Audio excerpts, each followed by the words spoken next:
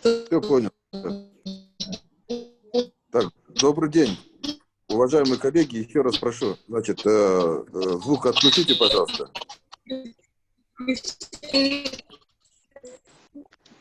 Что, начинаем, да? Аким Ирланович. Да-да-да, начинаем. Я просто звук отключил, чтобы не было помехи. Так, добрый день, уважаемые коллеги. Значит, сегодня я пользуюсь возможностью, я благодарю руководство нашего департамента по противодействию коррупции по Карагандинской области за оказанную помощь в проведении встречи по разъяснению антикоррупционного законодательства. Отдельно спасибо вам, Аким Ирланович, значит, главный специалист управления, значит, превенции и добропорядочности департамента по противодействию коррупции, значит, преподаватель областного филиала Академии государственного управления при президенте Республики Казахстан, член информационно-просветительского штаба по противодействию коррупции Сулейменова Алтынай Ислямовна, вам тоже большое спасибо. Значит, ну, у нас по вопросам противодействия коррупции КТЖ является приоритетным нашей компании. В нашей организации существует строгая политика по борьбе со взяточеством и нарушением всех ее форм. Значит, руководством филиала принимаются все меры по искоренению и недопущению коррупционных правонарушений. Каждый понедельник месяца мы начинаем в структурных подразделениях, на станциях, депо, мы объявляем как антикоррупционным днем, в котором уделяется внимание вопросам антикоррупционной политики и итогам проведения работы. Планерные совещания, проводимые руководством филиала и в структурных подразделениях, начинаются антикоррупционные минутки. Любые, которые мы совещания начинаем, значит, именно с доведением случаев, значит, где у нас там работники были, значит, не только здесь по Караганде, но и по республике, значит, и это все мы доводим, чтобы не было у нас коррупционных рисков. В филиале его подразделения станции депо оформлены антикоррупционные уголки, значит, в которых размещены нормы антикоррупционного законодательства, вывешены аншлаги на антикоррупционную тему. Руководители структурных подразделений филиала ознакомлены под роспись о случаях коррупционных правонарушений, который у нас, ну, к сожалению, не имеет места быть. Помимо этого, о положительной совместной работе, значит, филиала с представителем Адалжол, у нас буквально весной приезжал Адалжол, и вот у нас ежемесячно вот председатель правления Сауат Мухаммедбаевич, вице-президент по кадрам Серик Сакбалдиевич, наш председатель грузовых перевозок, значит, ежемесячно проводят именно антикоррупционные совещания.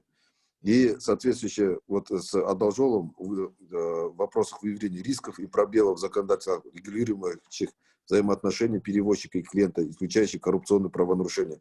Так, в настоящее время у нас для того, чтобы не было коррупционных рисков, это вводится безбумажное оформление перевозочных документов. Помимо этого, планы, заявки, все сегодня даются клиентами сами, исключается человеческий фактор.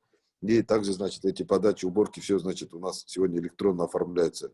Ну, большая работа у нас проводится. И я думаю, что, значит, ну, максимально со своей стороны, как бы, и со стороны руководителей, значит, есть понимание именно по антикоррупционным вопросам. Спасибо за внимание. Тогда следующее, Аким Ирланович, у нас кто будет докладывать? Благодарю вас. У меня тоже буквально кратко, вот пару минут тоже как бы вступление. Основной спикер вот Алтынай Ислямовна. Вот еще раз благодарю вас всех, уважаемые слушатели. Спасибо за краткий обзор, за те инициативы, за те мероприятия. Это было очень хорошо, то, что проводятся такие вот. Главное, чтобы хотелось бы там ни минутки, ни дни, ни недели, а вообще в целом просто все было против коррупции, все во благо народа, страны. И вот у нас в департаменте, вы знаете, только что сказали про проект «Адалжол». Есть разные еще другие проекты, у нас как бы есть инициативные. В общем, в целом председатель очень огромный там акцент делает на общественников. И вот среди вот таких профессиональных лекторов, спикеров у нас как бы создан информационно-просветительский штаб из профессиональных лекторов. Вот одна из них, самая активная, вот Алтынай Ислямовна, вот, преподаватель Академии госуправления. Спасибо, что нашли время. Вот. И хотелось бы сразу предоставить слово ей, Алтынай Ислямовна. Давайте вам слово. Сразу перейдем, что время не терять. Здравствуйте еще раз, уважаемые слушатели. Я, честно говоря, когда собиралась на ваше совещание, вот на наше общение, я переживала, думаю, вот как я буду разговаривать с людьми, с которыми я раньше никогда не общалась которым никогда не проводилось антикоррупционных лекций, которые вроде бы вообще не в теме. Но сейчас я приятно удивлена, что, оказывается, вы очень и очень даже в теме. И очень у вас вот эта вот работа проводится. И информационная работа, и как раз-таки пропагандистская работа, просветительская работа на высоте. И вот знаете, так получается, что, к сожалению, у нас эта информация идет море отовсюду. А вот когда начинаешь с людьми как-то разговаривать поближе, и выясняется, что народ путается, где есть нарушение, где нет нарушения, где есть субъект, где нет субъекта. Вот то, что касается вас, вашей организации, то, еще раз говорю, я с вами не работала. И поэтому позвольте, мы сейчас с вами немножечко пообщаемся. И по ходу нашего общения мы будем какие-то новые для себя вещи узнавать, возможно. Итак, несколько узнаваемых ситуаций. Скажите, пожалуйста, у вас дети есть? Да, у всех есть дети, да. Да, у всех есть дети. У всех есть. Маленькая такая история, маленький момент. Вот скажите, пожалуйста, вот когда ваш ребенок родился, ваша супруга родила его в роддоме, через несколько дней вы едете туда за пополнением. С чем вы едете в роддом? С цветами. С цветами едем не только супруги, но и там медсестрам, которые дают, когда выходят, провожают. И конфеты обычно, да?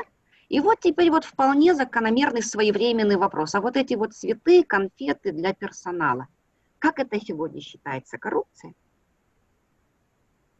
Да, сейчас по-новому, да, считается, к сожалению, коррупция считается.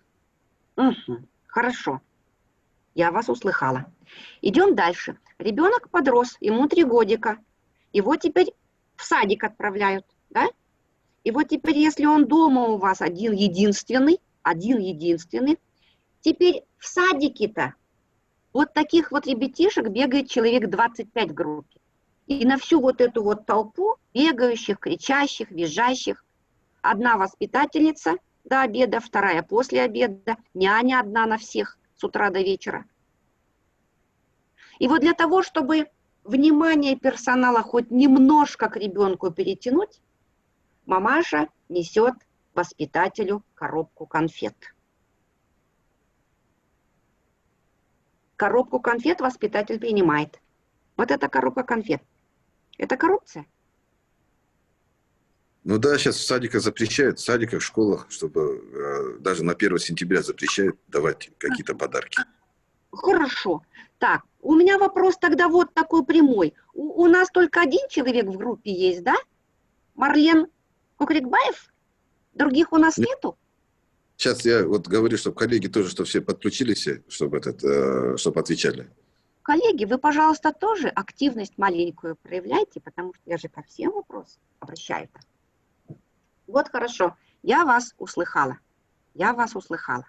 Теперь ребенок в садик проходил, школу закончил, теперь его вуз. Ну, чего греха таить, не всегда бывает, что человек осознанно после школы делает выбор профессии. И он идет в компании с подружкой, в компании с другом. Первый семестр дурака провалял, а потом начинается сессия, и у него проблемы. Экзамен сдать не может, зачет сдать не может. И тут начинается тетушки, дядюшки. Зачет за экзамен, зачет за деньги, экзамен. Скажите, пожалуйста, вот зачет за экзамен – это коррупция? Да, коррупция. Угу, коррупция. Знаете что, дорогие мои? Аким, мне кажется, нужно тут работать и работать нам, а? Ну да, у нас просто, Алтын Ислямовна, понимаете, к сожалению, у вас тоже забит по графику, там 12 часов у вас уже занятия. Вот. У нас... Да, работать и работать. Причем не только сегодня. Я думаю, наперед еще нужно запланировать занятия в этой аудитории, потому что ну, вот, мы видим картину. Я тоже хотел по ходу предложить, потому что, честно говоря, это и с нашей стороны такое какое-то упущение, потому что вот и до карантина мы особо так частенько не встречались, к сожалению. Вот. И теперь в связи с пандемией вообще сейчас такой формат получается. Да, по возможности, если руководство сейчас филиала тоже одобрит данную инициативу, на следующей неделе, может, как-нибудь, уже зависит от вашего графика. Так что, да, вполне. Сегодня хотя вот интро, вот именно вот провести, главное, вот вступительно. Хотя бы чуть-чуть, да? Да. Хорошо. Ну что ж, начнем. Я задала вопросы для того, чтобы проверить почту, как и с чем мне сейчас с вами подойти. И я включаю свою презентацию.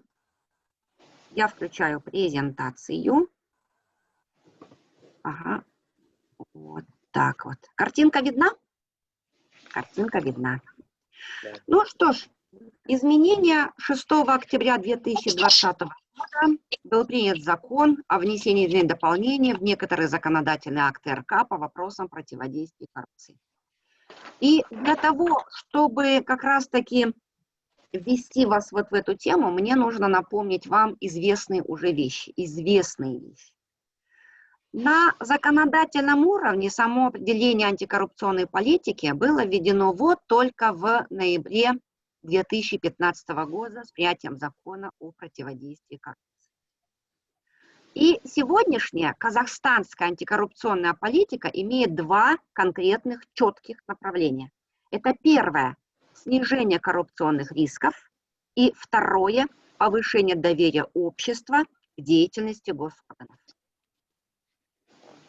Вот одно из них, первое, мы сейчас с вами рассмотрим немножко поподробнее. Снижение коррупционных рисков.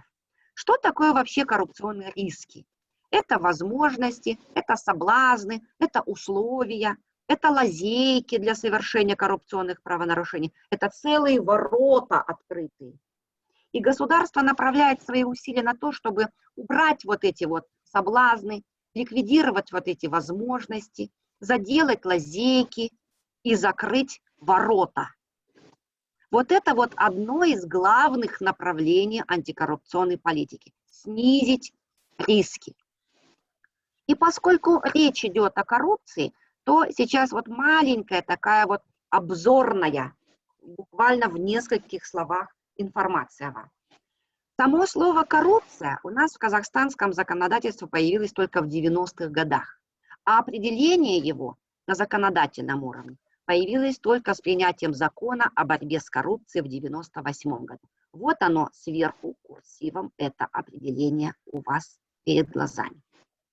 Этот закон действовал до конца 2015 года, а в 2015 году этот закон сменился другим специальным законом, который называется «О противодействии коррупции». И определение коррупции, вот оно, новое у вас тоже перед глазами прямым шрифтом внизу. Если эти два закона между собой сравнить хотя бы по наименованиям, смотрите, о борьбе с коррупцией, о противодействии коррупции, какая между ними принципиальная разница? Борьба с коррупцией – это по факту. Вот оно случилось, и следом идет наказание. Противодействие коррупции. Надо было на это сообщение нажать. Ну, которое это. Будьте любезны, выключите, пожалуйста, микрофоны, вы мешаете друг другу. Ага, спасибо. А противодействие коррупции – это профилактика, недопущение сегодня того, что может произойти завтра. И можно было бы сказать так вот, ну, это помягче, борьба – это, сурово, это битва, а профилактика – это так, витаминки. На самом деле дело обстоит совсем по-другому, совсем иначе. Одно время руководитель агентства по противодействию коррупции Алекс Петпаев очень часто говорит: во всем цивилизованном мире правоохранительные органы работают по принципу 80/20.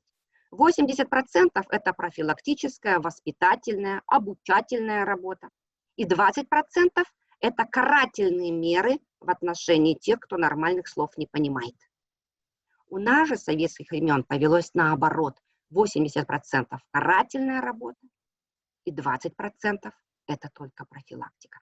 Нужно менять приоритеты. И вот на сегодняшний день работают как раз-таки вот те самые площадки, которые вы назвали. Адалкомед, Адалжол, как вы сказали, потом СМГ, информационно-просветительский штаб, Open Space, фронт-офисы. Вот это все для того, чтобы наши люди могли получить информацию, для того, чтобы они могли получить юридическую консультацию, для того, чтобы они не ошибались, не нарушали. Вот. Теперь смотрите, какова принципиальная разница теперь между определениями? Это мы между законами посмотрели, между названиями, а теперь между определениями. Я много лет работаю в этой сфере, и я все время говорю, у любого коррупционного правонарушения есть две стороны. Одна сторона дающая, предлагающая, вторая сторона берущая или использующая служебное положение, чтобы потом взять. Кто у нас дает, предлагает? Это физические, юридические лица. И они дают, предлагают не кому попало, не друг другу. Вот это важный момент. А только тем, кто четко назван в законе. Это у нас лица, занимающие ответственную госдолжность, например, депутаты парламента, судьи, политические госслужащие. Это лицам уполномоченным выполнению госфункций. Это у нас госслужащие, например, депутаты маслихатов. Лицам, приравненным к лицам уполномоченным выполнению госфункций. Ну, это руководители квазигосударственного сектора, например. Должностным лицам, это органов, например. И все, перечень закрыт. Перечень закрыт. Дальше смотрите. Что такое была коррупция по старому закону? Вот, пожалуйста, это не предусмотренное законом принятие благ и преимуществ. Ключевое слово здесь принятие. Что такое принятие? Это взятие, получение. Реальное, вот оно. Это важный характеризующий признак. Если принятие есть, то коррупция есть. Если принятия нет, то и коррупции тоже нет. А теперь что такое коррупция по сегодняшнему закону? Это незаконное использование своего служебного положения, чтобы потом взять. Смотрите, до вот этого взятия может и не дойти ход, до него как пешком до китайской границы. Но то, что человек сегодня использовал свое служебное положение, чтобы взять завтра, как вы думаете, мягче стало или жестче стало?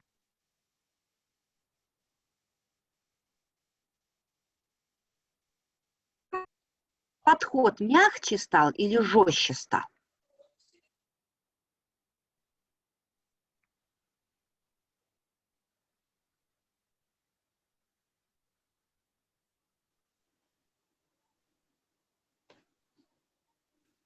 Алло, алло.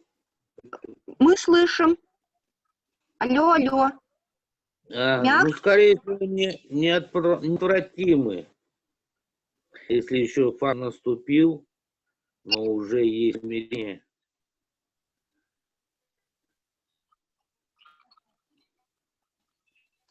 Мягче или жестче? Жестче, наверное, скорее всего. Жестче. Да, конечно же, жестче. Конечно, жестче. Спасибо большое. Вот теперь смотрите. Теперь непосредственно к самим изменениям. Это вот такая у меня была вводная, вступительная информация. 6 октября внесены изменения в 13 нормативных правовых актов, 3 кодекса и 10 законов. Я не буду вам объяснять все изменения во все нормативные правовые акты, потому что многие из них конкретизировали статус уполномоченного органа по противодействию коррупции.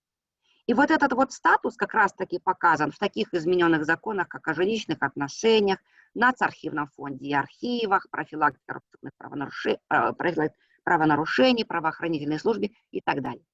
Вот. Тут как раз-таки про статус. А я вам расскажу про то, что, возможно, вас касается конкретно. Для того, чтобы подойти к одному из первейших изменений закона от 6 октября мне нужно пройти вот таким вот достаточно большим окружным путем. У нас на сегодня в Уголовном кодексе всего лишь 17 коррупционных статей, а все остальные не коррупционные. Я вам покажу на выбор и оттуда по одной статье. Вот, например, 366 статья – это самая настоящая коррупционная статья, потому что в ней четко обозначен специальный субъект. Лица, уполномоченные в выполнении госфункций, приравненные к ним лица, занимающие ответственную госдолжность и так далее. И эту статью я показала в большей степени потому, что в ней есть замечательное примечание. Вот смотрите, я вам буду объяснять, а вы посмотрите, почитайте. Вот так получилось, что у нас люди говорят, многие юристы, не юристы, продавцы, сторожа, все говорят, есть определенная сумма, до которой дарить можно, подарки дарить можно госслужащим. И называется даже конкретно, говорят, до 2 МРП можно, а после нельзя. Это заблуждение, это ошибка, это не так. Почему? Потому что, посмотрите, в самых первых строчках вот этого примечания, потому что именно отсюда идет вся вот эта вот неразбериха в том числе. В самых первых строчках тут обозначается, это не граница между можно и нельзя, это граница между разными видами наказания. С одной стороны уголовная ответственность, с другой стороны дисциплинарная или административная. В том случае, если признана малозначительность. А эта малозначительность бывает только тогда, когда совпадают одновременно в совокупности все следующие элементы. То есть, если это было получено впервые, если не было предварительной договоренности, если уже ранее совершены законные действия, бездействия, и если, наконец, стоимость подарка не превышает 2 МРП. А у нас же как получается? Наше человеческое ухо, наша психология такая, вот что мы хотим слышать, то мы слышим. Мы услыхали до 2 МРП, все, а все остальное мимо ушей пролетело. И еще раз повторяю, все эти признаки должны быть в совокупности, вместе. Потому что если хотя бы одно из этих выпадет условий, то тогда это будет уже нарушение уголовного характера. Вот так. Так, вот исходя из этого, я хочу вам еще дать такое предупреждение. У нас есть множество социальных роликов, есть у нас множество памяток, билбордов, чуть ли не в каждой маршрутке развешенная вот эта информация, как поступать, когда поступать. Но первоисточник – это закон. А первоисточник, он как раз-таки дает информацию полнее.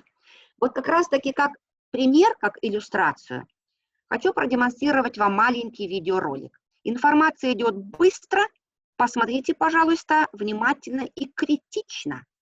Критично.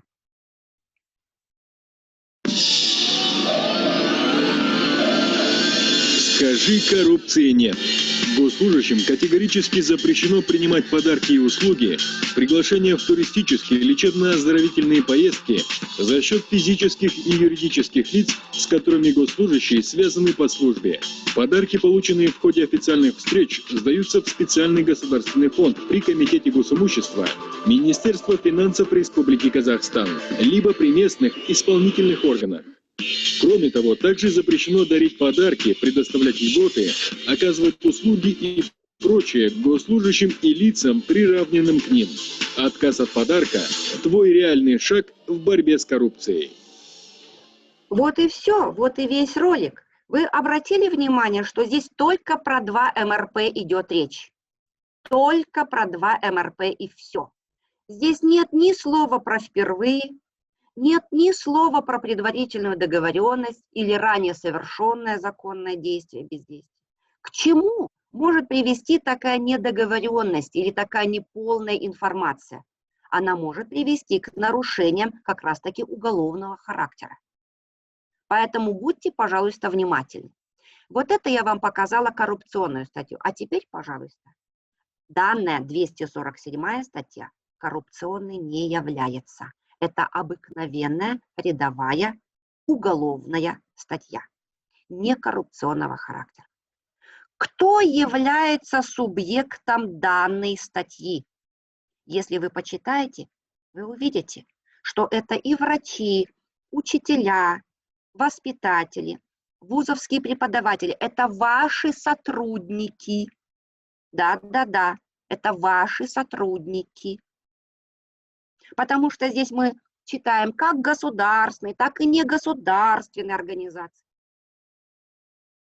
И вот к этой статье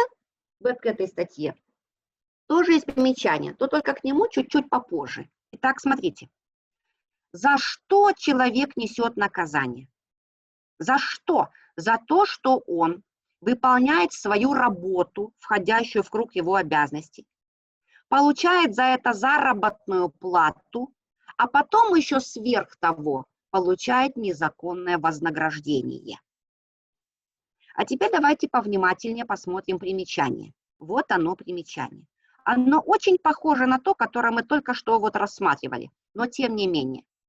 Не является уголовным правонарушением в силу малозначительности, преследуется в дисциплинарном порядке, получение лицом, указанной в части 1 настоящей статьи, материального вознаграждения, льгот или услуг имущественного характера в качестве подарка.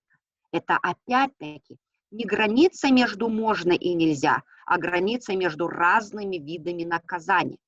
И в том случае, если будет малозначительность, то тогда будет дисциплинарная ответственность. А когда будет дисциплинарная ответственность? Когда будут совпадать вот эти вот три условия.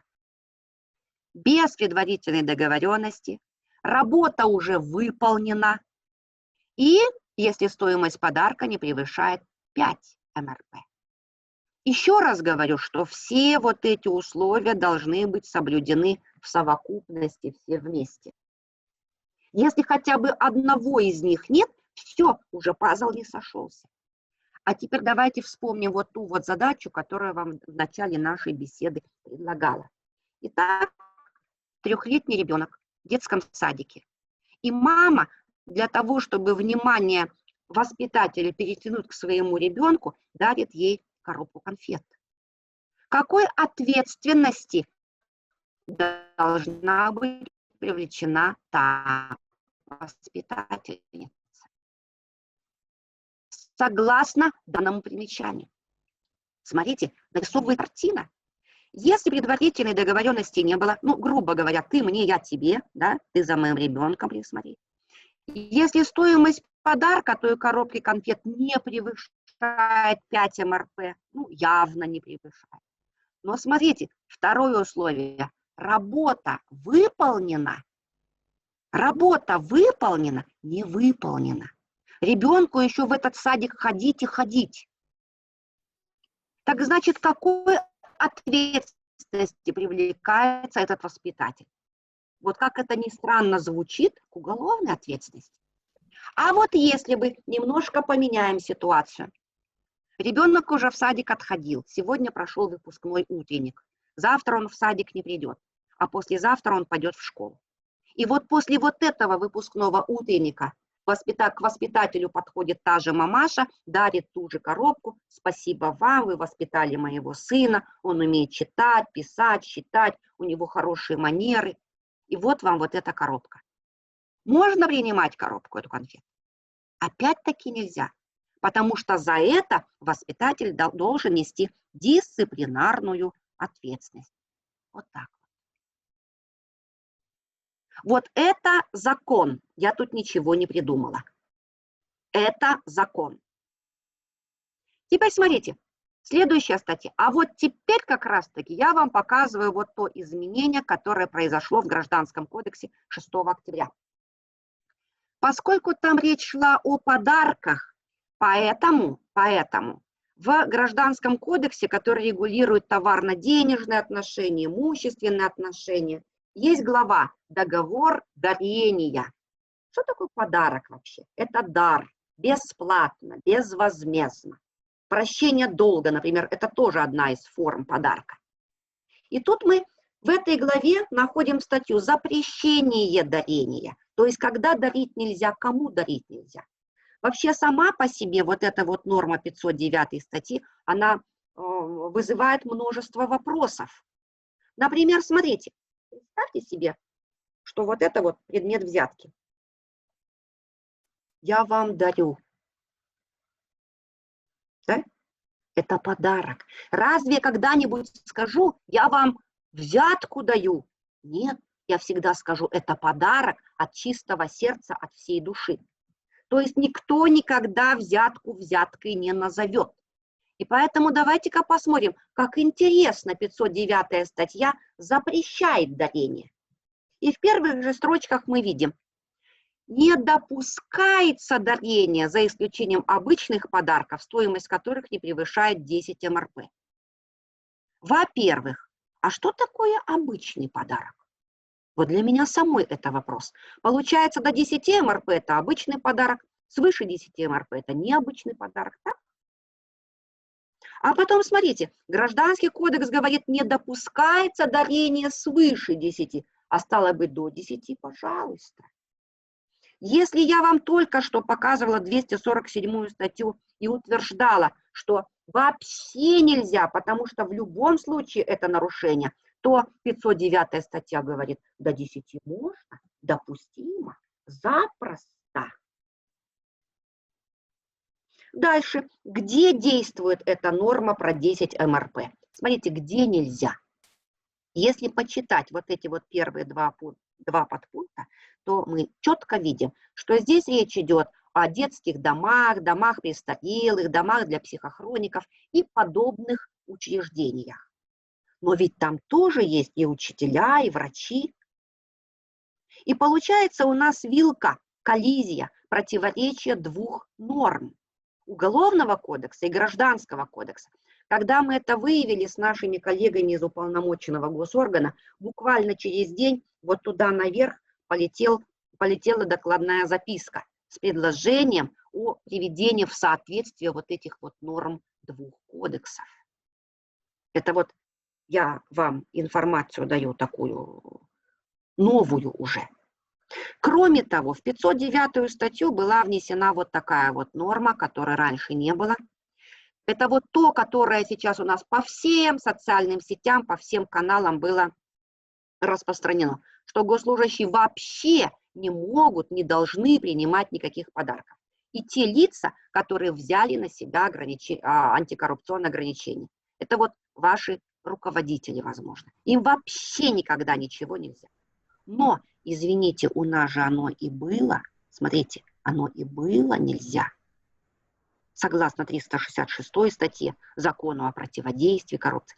То есть это еще раз просто-напросто укрепилось и еще раз повторилось и утвердилось, скажем так. Алтынай Ислямовна? Да. Прошу прощения, буквально 1,5 минуты осталось. Что, как 1,5 минуты? Да. Понятно. У вас Хорошо. Занятия, да. Угу. Да. Тогда я вам покажу вот ту норму, которая вас касается. Смотрите, в Законе о противодействии коррупции появилась новая норма, которой раньше не было. У вас же квазигосударственный сектор, я правильно понимаю? Организация с долей государственного участия, АО, ТО, там эти нацкомпании. Нет, у вас не квазигоссектор. Поскольку в квазигосударственном секторе и по желанию в частных организациях предпринимательства создаются комплаенс-службы. Комплаенс-службы действуют параллельно с юридическими службами, но у них особое наполнение работы. Они занимаются именно антикор направлением. И поэтому вот как раз-таки в таких организациях, где много рисков, в тех организациях, где существуют вот такие вот ситуации, где могут быть совершены нарушения, вот такие комплаенс-службы, они на сегодняшний день создаются. И кроме того, уж поскольку времени у меня совсем мало остается, я вам скажу, будущее наших организаций – это внедрение международного стандарта по противодействию взяточничеству. ISO 37201. Это будущее. И в Казахстане, и в других организациях.